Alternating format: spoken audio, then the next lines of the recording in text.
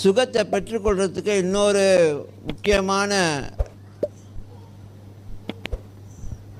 உங்களுடைய பொறுப்பு என்ன தெரியுமா? பேசும்போது உத்து கேட்கணும்.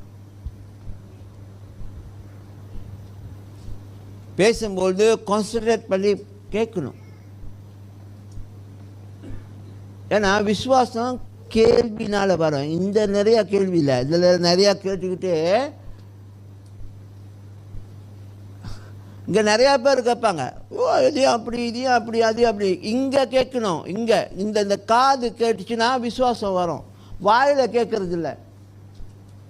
நிறையா கேள்வி கேட்டுக்கிட்டு போயிட்டே இருந்தால் நமக்கு என்னது தீர்வு வராது. இங்கே கேட்டோமா சரியா தீர்வு வரும்.